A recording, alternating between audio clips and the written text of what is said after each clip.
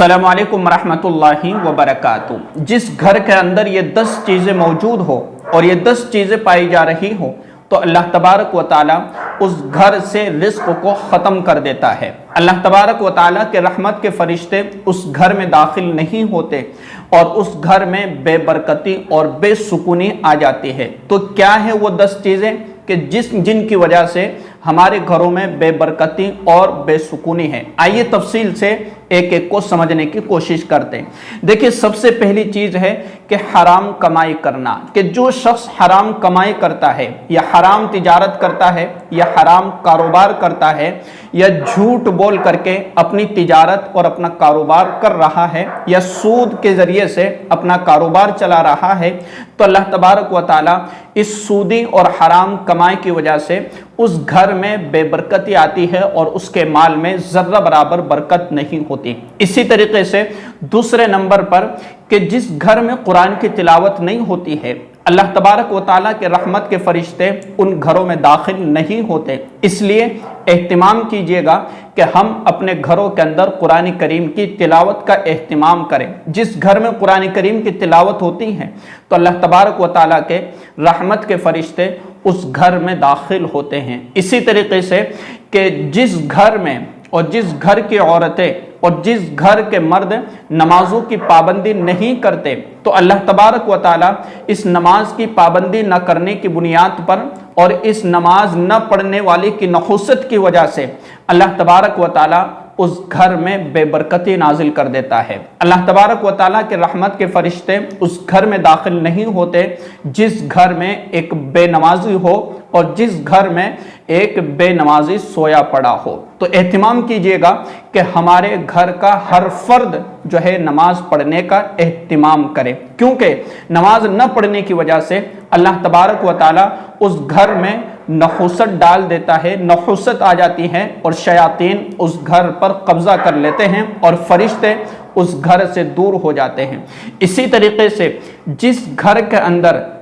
तस्वीर लगी हुई हो, फोटो लगी हुई हो, चाहे वो दादा की हो, परदादा की हो या किसी और की हो, किसी बुजुर्ग की हो, किसी वली की हो, तो जिस घर के अंदर फोटोज लगे हुए हैं और फोटोज लगाए हुए हैं, अल्लाह तबारक व ताला के फरिश्ते उस घर में दाखिल नहीं होते। इसी तरीके से जिस घर के अंदर नापाक शख्स हो, नापाक का मतलब कि जिस पर गुस्ल करना फ़र्ज हो, जिस पर गुस्ल करना वाजिब हो चुका हो और फिर भी उसने गुस्ल न किया हो और गुस्ल करने में देरी कर रहा हो बग़ैर किसी उज़्र के,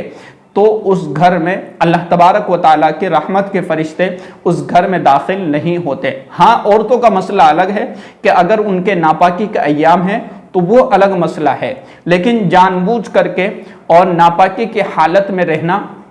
और नापाक पड़े रहना और घूमते फिरते रहना, अल्लाह तबारक व ताला के रहमत के फरिश्ते उस घर में दाखिल नहीं होते। इसी तरीके से जो शख्स गुनाह में मुबतला रहता है, यानी बार बार गुनाह करता है और हर वक्त ये हर मिनट गुनाह के अंदर मुबतला रहता है, चाहे वो गुनाह किसी भी एतबार से हो, चाहे वो गुनाह कैसा भी हो, अगर गुनाह है और उस गुनाह के अंदर हर वक्त वो मुबतला रहता है या उस गुनाह के करने की उसको आदत बनी हुई है, तो अल्लाह तबारक व ताला के फरिश्ते उस घर में दाखिल नहीं होते और अल्लाह तबारक व ताला की तरफ से उस बंदे पर और उस शख्स पर एक ज़िल्लत तारी कर दी जाती है कि जिसकी वजह से वो अपनी दुनियावी ज़िंदगी के अंदर परेशान हाल नज़र आता है। अल्लाह तबारक व ताला उसकी कमाई में बरकत नहीं देता है। अल्लाह तबारक व ताला उस घर के अंदर बेसुकूनी और बेइत्मीनानी दाखिल कर देता है कि जिस घर के अंदर कसरत से ज़्यादा गुनाह हो रहे हो या गुनाह के काम किए जा रहे हो। इसी तरीके से कि फजर की नमाज छोड़ने वाला शख्स, कि जो शख्स फजर की नमाज छोड़ देता है तो अल्लाह तबारक व ताला जो है इस फजर की नमाज छोड़ने की बुनियाद पर, इसी तरीके से तमाम नमाजें छोड़ने की बुनियाद पर अपने यहाँ से रिस्क को रोक लेता है। अब हमारा हाल तो यह है कि हम सुबह फजर में उठते हैं 8 से 10 बजे, कभी 11 बजे, कभी 12 बजे, और कहीं कहीं जो बड़े शहर है उनका तो हाल ही बड़ा अजीब व गरीब है कि दिन में 2 बजे या 3 बजे उठते हैं। कई लोगों का यह हाल है, फजर गायब और ज़ोहर भी गायब, और फिर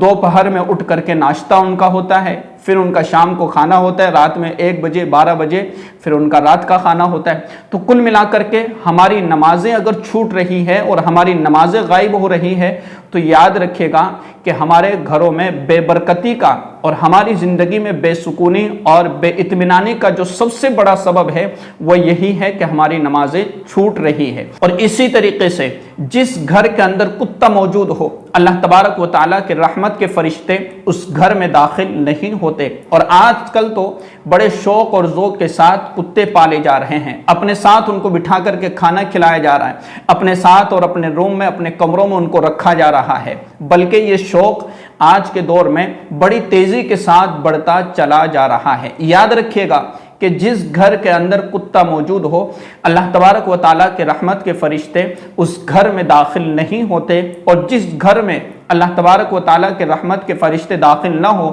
تو پھر ہمارے گھروں میں جو ہے اطمینان، سکون اور اسی طریقے سے برکت کیسے آ سکتی ہے۔ اسی طریقے سے کہ جو شخص قرآن کریم کی تلاوت نہ کرتا ہو، جس گھر میں قرآن کریم کی تلاوت نہ ہوتی ہو، اللہ تبارک و تعالیٰ کے فرشتے اس گھر میں داخل نہیں ہوتے۔ اسی طریقے سے کثرت سے استغفار نہ کرنا، یہ بھی ہمارے لیے ایک بے برکتی کا سبب بنتا ہے۔ اس لیے اہتمام کیجئے کہ ہم اپنے گھروں میں کثرت سے توبہ استغفار کرتے رہے، کیونکہ توبہ استغفار کا عمل ایک ایسا عمل ہے کہ جو انسان کی زندگی کو خوشحال بنا دیتا ہے۔ اللہ تبارک و تعالیٰ ہر غم کو دور کر دیتا ہے، ہر ٹینشن کو دور کر دیتا ہے، اور اس کے ساتھ ساتھ اللہ تبارک و تعالیٰ عمر میں اضافہ کرنے کے ساتھ ساتھ اللہ رب العزت انسان کے رزق میں برکت بھی عطا فرماتا ہے۔ اللہ تبارک و تعالیٰ اس کے رزق کے اندر اضافہ بھی فرماتے ہیں۔ تو میں نے آپ کو یہ ساری چیزیں تفصیل کے ساتھ بتلا دی ہیں، اس لیے آپ ان کو پر عمل کرنے کی ضرور کوشش کیجئے گا۔